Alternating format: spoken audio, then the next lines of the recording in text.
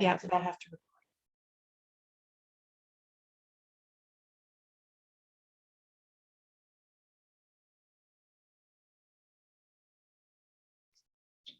Okay. So I want to welcome you this afternoon to our Chino Hills Library Talk by the San Bernardino County Master Gardeners. I am a San Bernardino County Master Gardener, graduating class of 2021. So I've been in the program for about a year now. My name's Donna Palmer, and I'll be doing your presentation today. And we've got some props and some little things. And so hopefully we're just going to have a conversation about using water in our gardens and our landscapes. Right. Now, this presentation is being recorded. It will show up on our YouTube channel later. I have some resources and some links so that you can dive a little deeper into the topics that we'll be covering today. And those resources will be available on our website. You can get the whole list and it'll have clickable links for you so you can go through. But we'll talk about that a little bit more also. You can come up and take a picture of the resource pages with your cameras if you want to be able to have some links. So we can do that at the end. Okay. Now we're tips or tricks for Waterwise gardening, and I have a little bit of an agenda. So let's go through our agenda just a little bit. We'll do some housekeeping first, some public service announcements. We'll talk about our water here in Chino Hills and where it comes from. I'm assuming that you're from Chino Hills. We'll talk about that. The drought, instructions that our city gives us. What is Waterwise? What does it mean to be Waterwise? What can we do should we want to be Waterwise? And then that resource list and some plant lists. So that's the kind of the schedule for us this afternoon. Okay. Okay. So now to the light housekeeping. As I already mentioned, this presentation is being recorded and it will be presented on YouTube. The resource list will be available on our website. I've got some pages here that at the end of the presentation, you're welcome to come up and take a look at and take pictures of so that you can have them for yourself.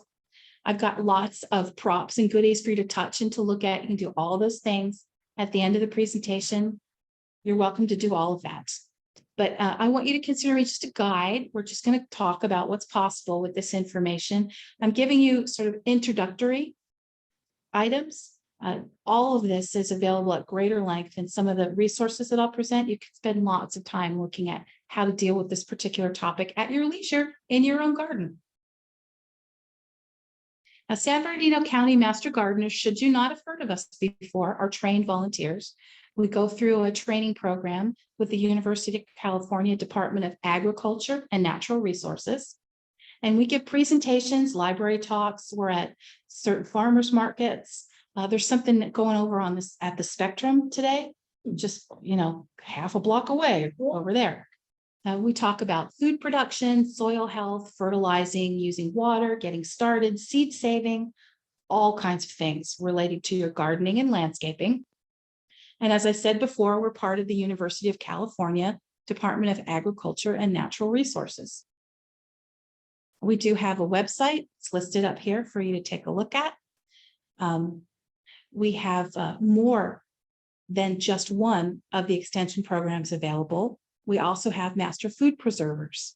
We have a seed saving library. We have 4-H youth development. Some of our programs are listed here on this slide. And should you want to visit the website, you can spend time perusing at your leisure all of the information available for these particular services. What we're trying to do is get you from the garden to the table with lots of really good information. Just a way for you to connect so that you can learn more about something that you're loving.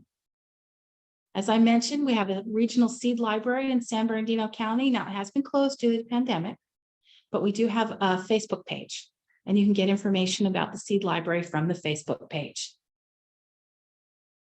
Now on to our public service announcements. I don't know how familiar you are. Hi, Steve. I don't know how familiar you are with citrus greening disease. It's also called HLB, known as Huanglongbing, but it's here in our area. In fact, it's in Riverside and Los Angeles counties. What happens to our fruit is that the fruit gets infected with the bacteria with the disease and becomes discolored and misshapen. Eventually doesn't taste very good. The tree no longer produces very well, and within 5 years, the tree dies. And as far as we know, there is no cure for this tree disease. the vector for the disease, the little element that delivers the bacteria to the tree, is the Asian citrus psyllid. And if you look on this little slide deck, you can see this sort of, my daughter is enamored with this little bug. She thinks it's a beautiful shape. And it could be kind of attractive. But the little psyllid lands on the leaf or the stem, the node, and punctures the tissue of the plant and delivers the bacteria that way. And that's how the tree becomes infected.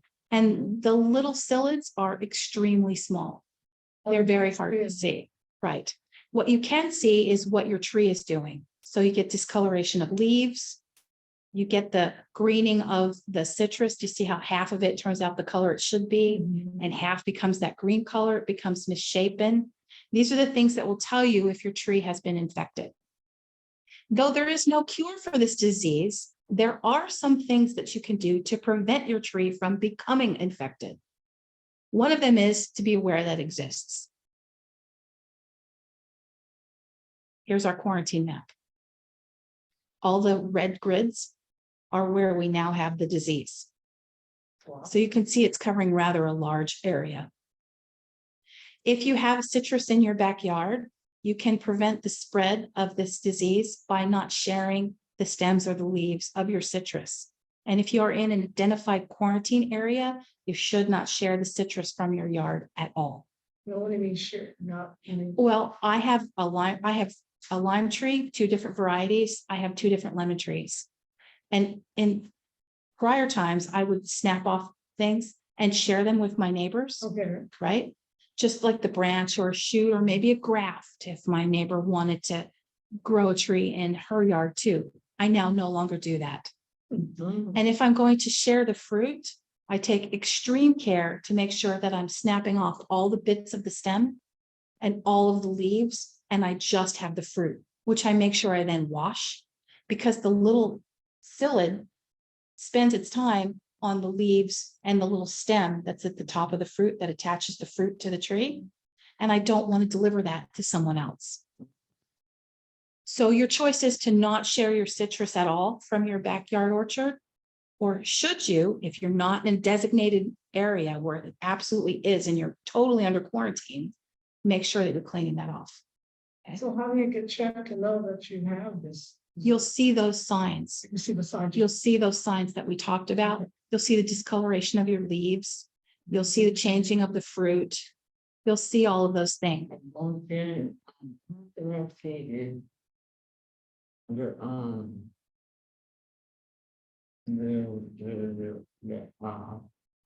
little lines in the leaves. No. Only thing that I see is they used to pump the radio for our house. They used to hang these things. Oh, right. Vector control. Yeah. Yes, they do. That good? That's good because they're just testing your area. Yeah. They use the fig tree. Yeah. And did it in 2000. They hadn't done it since it's what 2021 before COVID. That's right. They come inspectors come and they test trees that we have. That's right. What you're seeing is, yes. Lemons, we have lime, we have avocado, and also we have one of those, you know, that tree that I gave you. Oh, yeah, she gave me the prickly thing, that prickly pear. the prickly pear. Okay. Well, then what you're seeing is vector control from the county come out to your property. They also come to my property too, and they're testing for any issues that might be in your area. And one of the things that they're testing for also is the medfly. They're testing to see if there's Asian citrus psyllid. They're testing to see if we have the black fig fly, which is also becoming a problem in our county. I got that thing the other because they used to come in our yard without rubber, spin at the door, spin at Right. come and take stuff. And then my mother, she got angry and she got mad. And we don't want anybody to come in our yard anymore. Right. I understand. So we didn't know. Right. And just it other day, she said that we were good. We were good. Good. Yeah. That's And good. so she didn't put any of those bug things in our tree. Okay, So they're testing to see what pest may be in what area of the community and how widespread it is. Mhm. Okay, if you want more information, you can always check on the California Department of Agriculture. They have quite a good website that's got lots and lots of information on it. And it's also listed in this resource sheet. Okay, Thank you so no problem. Okay, so let's get back to talking about our Waterwise gardening and landscaping, shall we? All right. Now, we have a very fortunate circumstance here in Chino Hills that we get our water, we get a lot of our water locally. Here in Chino Hills, we're part of the Santa Ana River watershed, much. which means that the water that's coming out of the creeks, the hills, coming down from the mountains, eventually part that doesn't percolate through the ground here and become groundwater ends up in the Santa Ana River and out through the Santa Ana River and ends up in the ocean. So all of the water is collected and drains into the Santa Ana River, which makes us part of the Santa Ana River watershed. That's why we're called that. now is that good water? It's good. We use it. All right. It's good water, you know. Good water. So the water collected from our local creeks joins the Santa Ana River out here near Prado Dam. Okay, Right. 'cause I used to drink, Yeah. drinking bottled water. And I got our local water tested, and it wasn't that bad. So I just went back to the regular faucet water. Great water. Yeah, that's good. So we're very fortunate here. We are. And in Chino Hills, not only are we part of the river watershed, but we have water supplies that are local, in addition to water that comes from other water projects. 51% of our usable water here in Chino Hills comes from the Chino groundwater basin projects. 28% comes from imported water, and 21% comes from other groundwater around us. Should you want more information about that, you can check with the Chino Hills City website under utilities, and it will show you all of those statistics. Okay. But we have local water around here. We're very privileged to have local water around here. Part of this conversation is how are we going to protect our local water? Because why should we care? Right? Y'all are here. Already you're interested. You want to do things to use your water efficiently, to save it, to not waste it. Okay. So this is why we care about our water. I want you to just think for a minute what goals that you have in using your water that you might like to share in your garden. Are you here to learn about how to use less water? Are you here to learn about how to use your water better, more efficiently? Are you here to learn how to use water in your garden at all, aside from using a hose? Okay, just think about those kinds of things. The better we manage our water, the less water we may have to purchase from other locations. So I think this is a pretty good goal, right? To manage our water absolutely as best we can. Purchasing less water from other locations, hopefully will also reduce the stress on our pocketbooks and make our water affordable. Okay. We're also headed into the hottest months of the year, right? We're already getting pretty hot. We've hit some good temperatures here in Chino Hills. Yeah. It's about to get hotter. And as the temperatures rise, when you take a look at this bar chart, you can see that our water usage rises, particularly for growing edibles. Because our edibles, our Swiss chard, tomatoes, our summer squashes, watermelons, pumpkins, all of these things, these are all summer fruiting plants.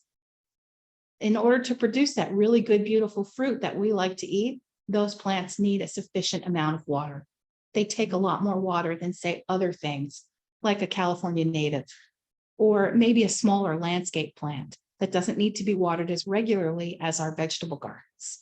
So the chart says we're in for it if we don't learn how to use our water wisely. Okay. Now, edibles and non-natives require summer irrigation. Our California natives generally go into a period of dormancy around the hottest times of the year. And so they require less water. Okay, now every plant's going to be a little bit different. So there's always something to learn. Me too. I'm still learning about California natives. We all know about the drought. Here's our drought map. Climate.gov shows us that this is what the drought's looking like. These are our statistics from the spring of this year. So we're getting hotter. Our temperatures are rising and we're getting a little hotter and we're in a drought. So we have less water to use. Let's learn how to manage what we have as best we can. Our city gives us instructions they have regulations and suggestions about how we should be using our water. This slide I found from information on the Chino Hills website, the city website. I actually printed out that webpage. I have it here for you. We'll put it over in the information that's available for you to take a look at. So you can either visit the City of Chino Hills website, you can take a photograph of this page if you'd like, any of those things. The two big things that we're going to talk about are that Chino Hills would like you to water your gardens and landscapes not between the hours of 9 a.m. and 6 p.m., which is most of the day. They want you to water after 6 p.m. and before 9 p.m. And there's a reason for that. Can you think about what that might be? Yeah, God. Yeah, it's hot. They want less of your water to evaporate off in the heat. Okay, they want the water that you're delivering to your plants to stay with your plants. So they prefer that you water in the cooler hours of the day. Okay. Now, me, I water at 6:30 in the morning. That's when we water. That works pretty well for us. Additionally, residents and businesses are limited to what days of the week they water and for how long they can water. That's that blue thing right here. So you'll really want to take a look at this information or the website so that you have details concerning that. All right. If we're here to learn Waterwise tips and tricks about gardening, what is it to mean to be Waterwise? What is that? Any ideas? To be you start watering and to get our food healthy. Keep our food healthy. And growing. Waterwise. Yeah. Managing the waters. Okay. This is our idea. It's about managing your water. You want to protect all that good groundwater. You want to protect our local sources of water. You want to work within the rules that the city gives you. You want to respond to the drought as you learn about it, but you still don't want all of your plants to die, right? Okay. This is being Waterwise, how to figure out how to do those things. So part of that is if you've got mature trees on your property, you prioritize those. Mature trees like a good deep soak every once in a while, as you can with the restrictions, right? So you make sure that you give your mature trees the water that they need, and maybe a shrub or two you let go. Maybe the grass can be a little bit brown. Those are decisions that you have to make as the homeowner, right? But you may start to prioritize the things that you're watering. And in that way, you're managing your water. You're trying to be water wise. Maybe you're going to work on your edibles if you're growing your chards and fruits and melons. That's what you'll do rather than lots of flowers. Okay, it's at your discretion, but these are the kinds of choices that you'll have to make. And we are talking about landscaping and gardening. The city of Chino Hills, the county, lots of other places have all kinds of tips about how to save water in your house, how to save water when you're washing your car or not washing your car. Lots of ideas, but we're just limiting ourselves here to those plants. So edible gardens and landscaping. And even what we talk about today, it's not an exhaustive list. There are many ways to deal with this. Okay. Probably the easiest tip is to follow the regulations our city gives us and water our gardens prior to 9 a.m. Just reschedule. This clock here shows 10:19 or something. That's not the time that you want to be watering, right? If that's in the morning, you want to make sure that you water prior to that. And you want to make sure that you cycle your water so it's appropriate for your soil type and your plant type. Okay. If you have a really hard clay soil, I do, most of us do here in Chino Hills, when your soil gets dry,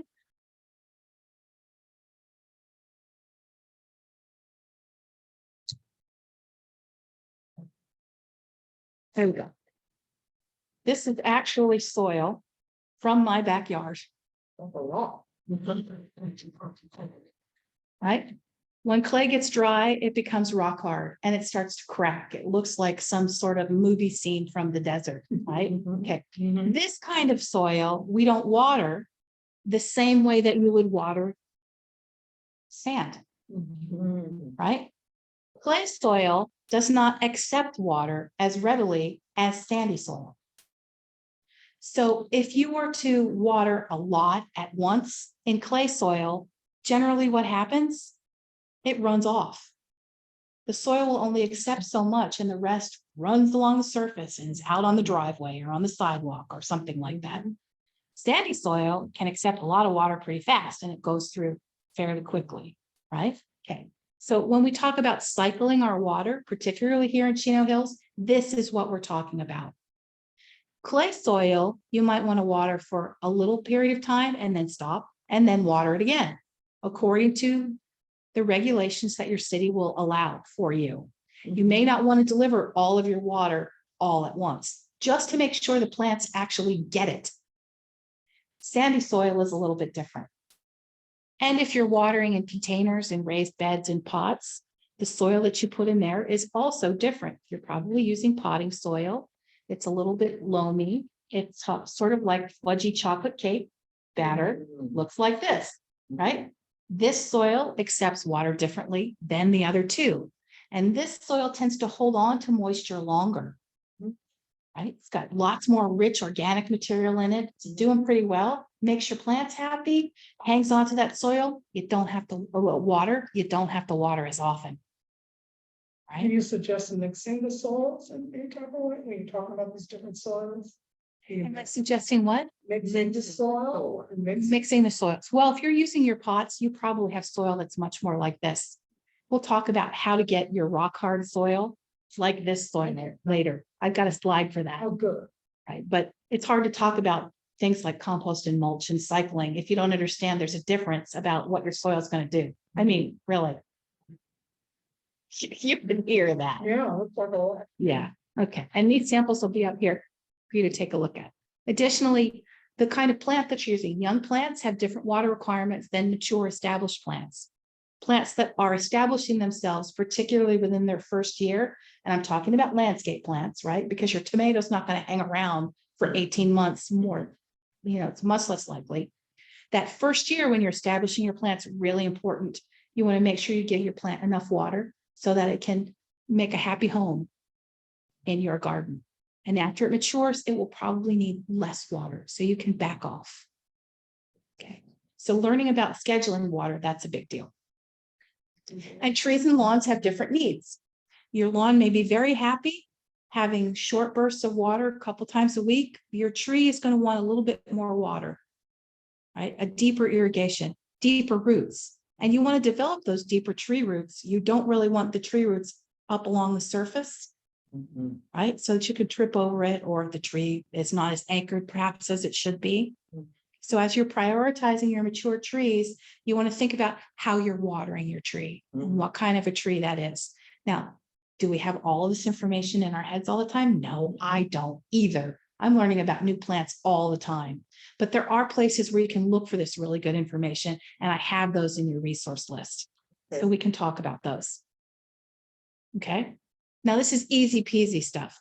Check your irrigation and change it or repair it as necessary, right? Runoff, all that stuff on the sidewalk and the driveway is not your friend, nor are broken and leaky sprinklers. So that's almost step one. Check and make sure that nothing's broken. And if you're watering your lawn, also check to make sure that the arc of the sprinkler or the rotator or whatever you're using is appropriate. Because if you have too few sprinkler heads and the arcs are missing each other, so that you have to elongate the arc and now you're watering the sidewalk along with the lawn, that's not good for anybody. Maybe you just want to put in another sprinkler head so that you can shorten the arcs and actually get the lawn instead of the sidewalk. Something to think about. Sometimes small changes can bring really big results. For example, this is the control box that was in my backyard. My shrubs and different plants that had been growing there and some of the grass that was around it had actually gotten into the control box and caused one of the pipes to crack. And I didn't realize it. So we opened the control box, and not only were there critters in there and roots, but there was a lot of water, right? I noticed a change in my bill and different things that were happening. So check your control boxes. That little green bit, pull off the lid and see what's under there. Make sure everything's doing okay, right? Maybe you want to run your irrigation cycles while you're out there looking at them prior to 9 a.m. or after 6 p.m. at some point when it's light. Maybe you want to take a look and see what your irrigation is doing to make sure it's doing what you think it should be doing. Perhaps you want to get a watering wand if you're watering your containers by hand. That's the picture up here on the top. I think it's, you see it, it's your top. Yeah, it's your top right. Okay. Or you can get brass shutoff valves that you can put onto your hose so that you can manage the flow of the water. That's what this little middle picture is here. There are all kinds of gadgets out there to help you manage your water better. And you want to make sure you're actually delivering your water to the soil. Not many plants enjoy taking water through their leaves. Don't really like that. There are some plants that do, but most of the things that you're going to be growing in your gardens for edibles and for landscaping don't like receiving water that way. So water the soil So. and not the leaves. If I have the leaves of the Swiss chard, I was watering all of it, so I should just water it from the bottom. Yeah, just take that hose bib or the watering wand or whatever you're using and lower it down to the soil and water the soil. So good too. And when you're watering your plants in the ground that aren't in containers, you might want to make sure that you're delivering it as the plant's growing, maybe not directly right at the root, a little bit farther out from the root, particularly if it's a tree, because you want the roots to reach for the water, right? You want them to grow and develop those root systems. Okay, and plants have different roots. Some have shallow roots, some have deep roots. There are things to learn about watering the roots. Okay.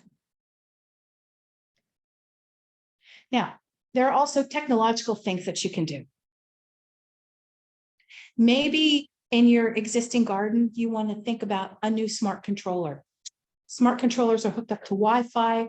They read data that's available from systems that tell them what the temperature is, what the weather's like, what the precipitation is like, and they can adjust and monitor your irrigation accordingly. Should you want to invest in that kind of a system, that could be something that could work for you. These things can be retrofitted into your garden, right? Your existing and established landscapes. There are ways to put them in so that they work with what you already have. Perhaps you want to retrofit your irrigation or change it. Maybe you want to go from this to this. It's a micro spray. No sense. So this goes in this stake goes in the ground and the tube delivers the water to this little tiny sprayer, which I can adjust the arc of how much is going to spray out so that I can use this to spray just in the area where my plant is rather than all around a lot of area, which may be watering my weeds and not my plant. How does that attach to the water system? There, okay. There's a whole, I can show you the whole thing, Okay. but this attaches to maybe a drip line, which then attaches to a trunk line, which is set up to your water. You have to have someone set that up. Okay. Or you can learn to do it yourself.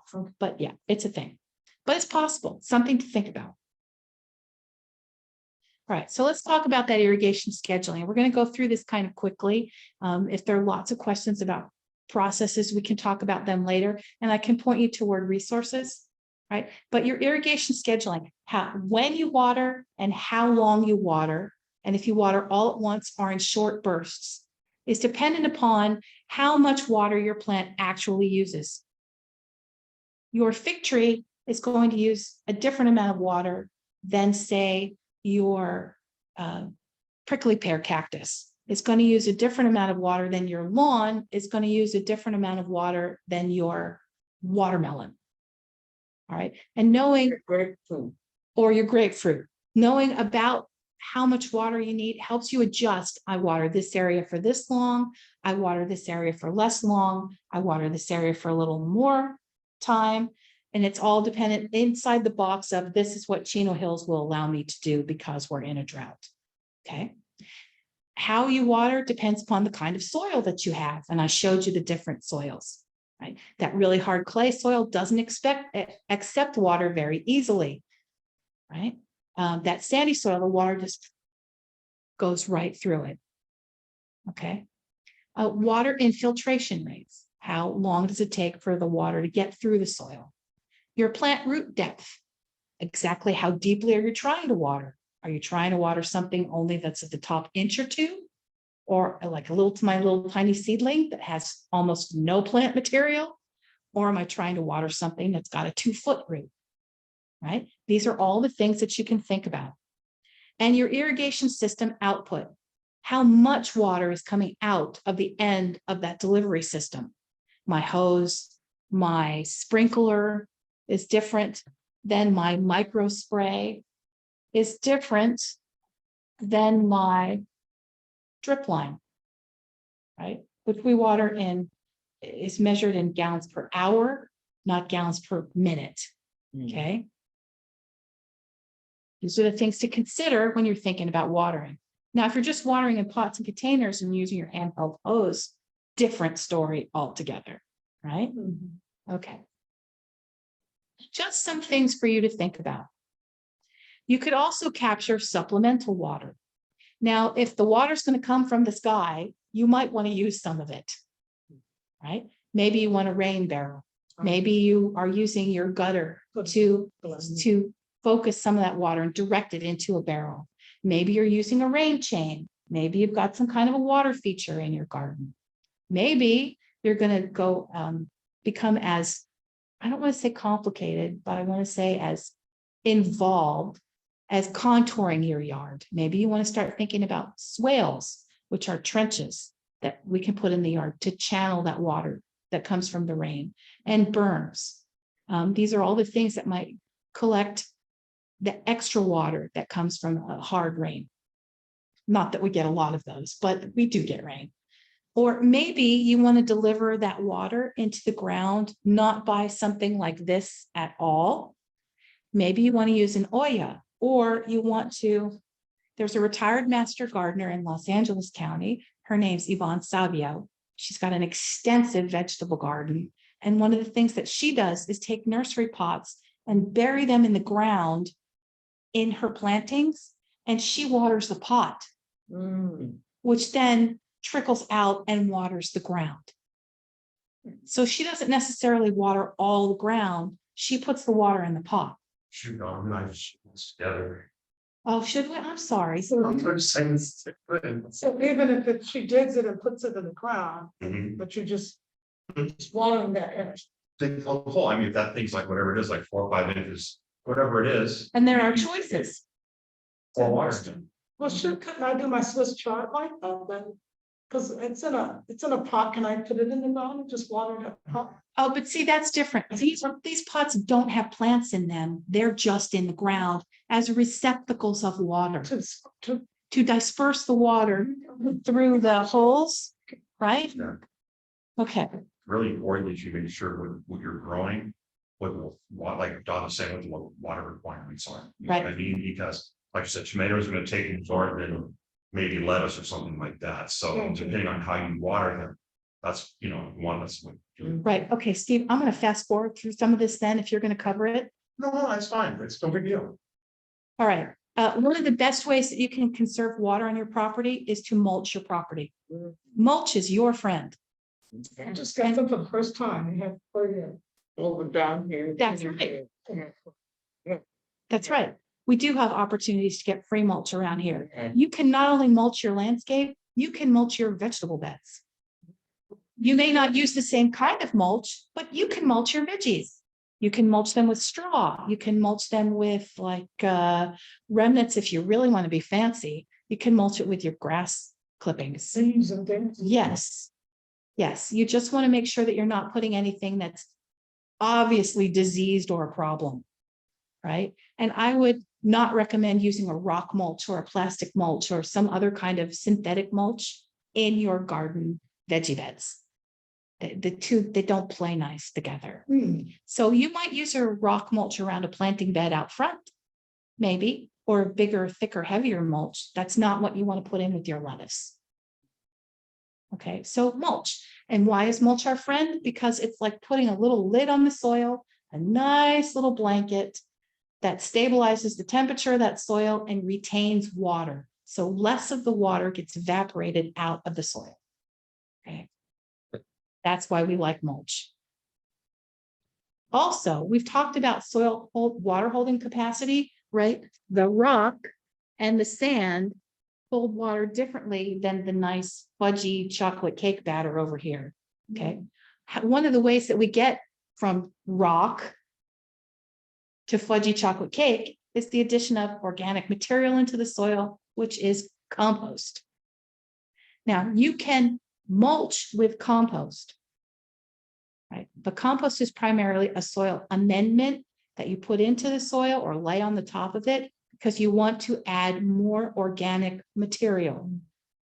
That is not the purpose of a mulch. A mulch is just that nice blanket. Okay, they are not exactly the same thing, though you can mulch with compost. Does that make sense? Yeah, I think I kind of understand it. So, Okay, think about mulch stuff I'm going to put on the top of my soil so I can help it retain water. Nice little blanket on the top. Okay. I'm never going to dig it in. I'm not going to put it around the roots of my plants to help to give them nutrients. I'm not trying to change my soil type at all. I'm just putting stuff on the top. That's mulch. okay. But that sheet that covers you, Mhm. which would be your compost, then you have your blanket. In wintertime, when it gets really hot, Mm. that's your mulch. Yes, Okay. because the sheet goes around your hips and sometimes in between your toes and it gets in all the spots, right? And it forms itself around you. That's the compost. Okay, the compost is getting in there because compost not only can change that texture of your soil, that soil structure, okay, it can change, it can add nutrients to your, I had lost my train of thought there. Okay. Okay, also, we're all going to be learning about compost because we've had a law passed that took effect in January called SP 1383, which requires us to compost our food waste, a certain percentage of our food waste. There are commercial requirements now about cities, restaurants, businesses composting a specific percentage of their food waste. Well, you're ahead of the game. And stuff I put. Okay. Because it makes my garden. So we know we can compost. We have that combination of things that we call browns or dries and things that we call greens or hots, right? Our grass clippings, kitchen waste, that's our greens, our hots. And shredded bits of cardboard that doesn't have weird ink on it, or straw, or brown leaves. We have to be careful. It's our browns, Yeah. right? And we can combine those in with a little water and a little light, and we get our awesome compost. What I do, I Okay. put in those little trash cans and then I put a lid on it. It's a little trash can about this. Yeah. I put a lid, I water it and it's very rich. Shake it, move it around. I'll move it around. Yeah, move it around, aerate it, get that oxygen in there, because those little microbials that you're growing in there, think about them as pets. They need a little water, they need a little food, they need a little air, they need that, they're gonna be happy. Right? Okay. Now, those are all the things that you can do in your established garden if you've already got stuff in the ground, because it doesn't require you taking anything out of the ground. You're just managing what you have already. But what if you're starting new? The best thing that you can do if you're starting new is begin with a plan for your new planting and think about a goal for your brand new, beautiful, lovely space. And how you want to arrange all those plants that are not already in the ground. Because what you want to do is put the things together that use water in the same way. That's called hydrozoning. Right? Steve, are you going to talk about that? No, Okay. Now, how do you know if they're? I will show you how to look up your plants so that you know what's going to take what water and what's going to be the same, right? But your edibles, your tomatoes, your zucchini, your cucumbers, your summer squashes, I'm thinking, what do I have in my garden right now? I have herbs. I have too many things. They want water differently than my prickly pear cactus that's out front, right? That edible stuff is semi-temporary. That prickly pear cactus is going to be with me for a long time. So I have all the things that kind of like my clay, that don't need to be watered all the time, that are happy with just taking the kind of rainfall that we get here. Those plants are together. And my edibles are together. And my flowers are together. right? Okay, that's hydrozoning. And I will show you where to look up plants so that you can see what the water requirement is, right?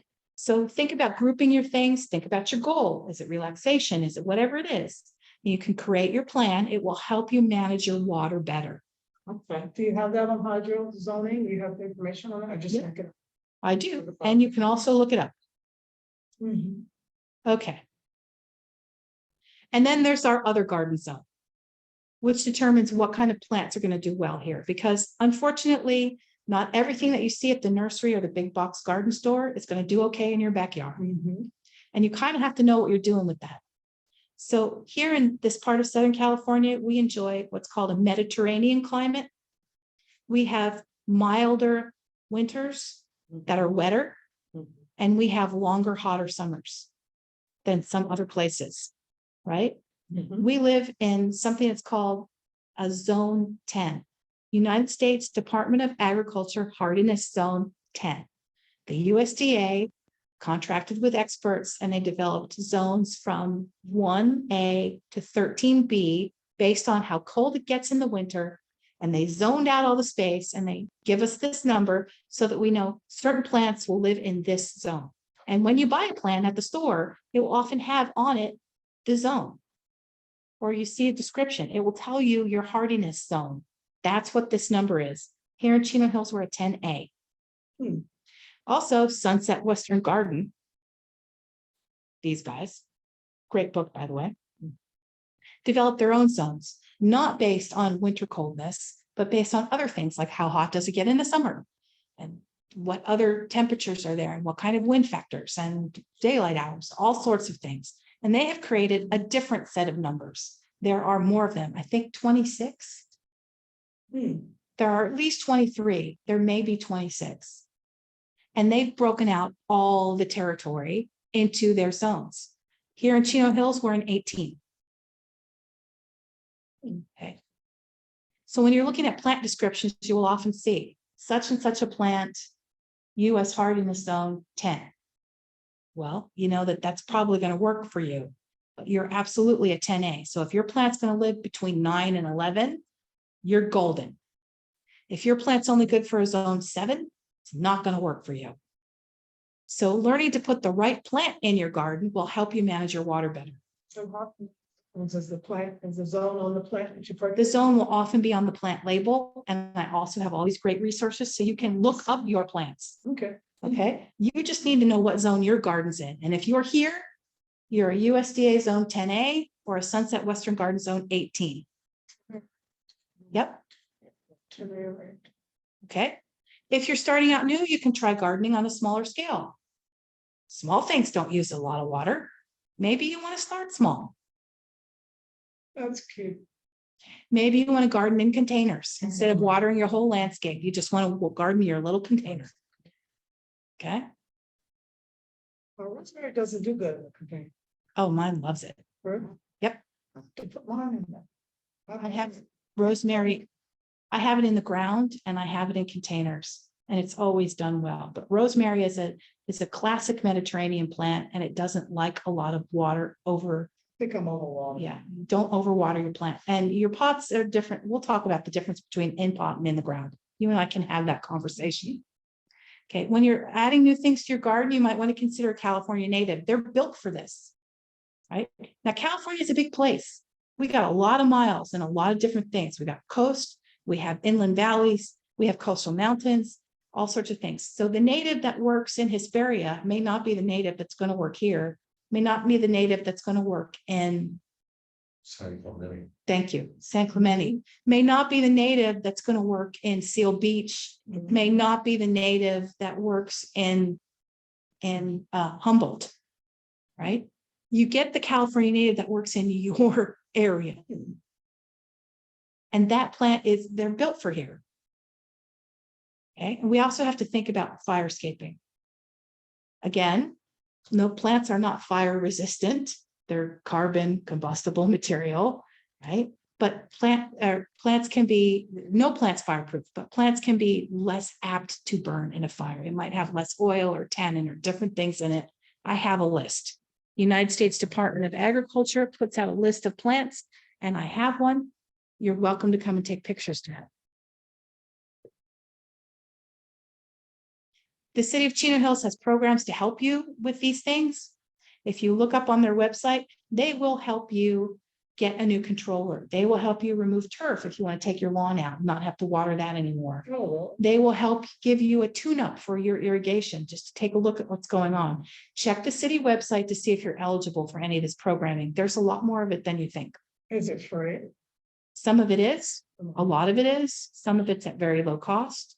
Each program has its own details. They're on the website. I know, exciting, huh? Yeah, it is. Okay, and then I have a plant list, a list of plants that are considered low water users, like a desert willow Well, any of the succulents, I guess, right? or an tall plum, most succulents, lots of cacti. A woolly blue chloris, The one with the little white flowers. I have that. in my- little purples, right? Your salvia. These are also clay tolerant. I've got these in my garden. Your salvia gregii. Hummingbirds love them. Or your prickly pear cactus, the Opuntia ficus indica. You can eat the petals and the fruit if you do it properly. Yeah. Mexican bush marigold, also clay tolerant, low water. Pineapple sage, clay tolerant, low water. Tree mallow. Hummingbirds, additionally, butterflies, ladybugs, love this plant. Bougainvillea. I love the book with this. Oh, I need to put. Right, okay, so here are those resources that I was telling you about. I have the list with all the links. You're welcome to take a picture of it. I'm not going to go through all of them, but there are lots of great things here. The UCCE San Bernardino Master Gardeners website, great information there. You can sign up for our newsletter and get it every month. Ramona, I have this. You don't always take a slide. I actually have a piece of paper that you can take a picture of later. You don't have to take a picture of the slide. Oh. And these resources will be available on our website also, so you can click them then. We also have here in Montclair, the Chino Basin Water Conservation District has a Waterwise community center with a demonstration garden. And they also offer classes in person now. In fact, they're doing an irrigation one at the end of this month. And they have a YouTube channel, tons of information specific to us here. Okay. They also offer something called the Inland Valley Garden Planner. It's like plug and play. This is what I want in my garden. This is the kind of garden I want. Here's a giant plant list of things that I can use. Theodore Payne has great California native stuff. The California Botanic Garden in Claremont. Cal Poly Pomona has the Lyle Center for Regenerative Studies. Right? It's just over the hill. The Chino Hills State Park Discovery Center actually has stuff. And then there's WUCOLS. This is the website. WUCOLS, you can look up by location or plant, and the database will tell you if your plant is low water use, average water use, or high water use. This is what the Inland Valley Garden Planner looks like. You can see it gives you lots of choices. You just put in your search criteria and then it tells you what you've asked for. And this is what WUCOLS looks like. This is the database that's searchable. You can put in your city or your region. You can also select what kind of plant you're looking for, a ground cover or a shrub, and the water use, very low, low, moderate. You can see that they are there. So we're looking for low and very low, maybe moderate. And it will give you a plant list with pictures and care instructions. It's awesome. Oh, man. So I suggest for more information, you take a look at our website. You can follow us on Facebook, Twitter, and Instagram. The direct link to our newsletters there. We also have a helpline. If you want to talk to a gardener like Steve and I or Maggie, send us an email. Yeah, I'm here to do drought, but we can, after Donna's done, we can ask. She pretty much covered everything I was gonna do. It's okay, but I mean, we can sit here and answer questions if we have questions. Yeah. It's not a big deal. It's Yeah. not a big deal. Sure, email. I may have a lot of questions. But here's our email. If There's you no right there. yeah. No, it's to the San Bernardino County Master Gardeners Helpline email. A San Bernardino County Master Gardener will answer your specific questions and you can send pictures. And I promise you, we will do the best that we can to answer your questions. Yes. I'm always sending pictures to, you're sick of me, Armstrong was that, sometimes Lowe's, sometimes Yeah. people know a little bit more. There's a bank of people who are just, they are waiting. They trained, they volunteered for the same. They are waiting. Thank you. Yes.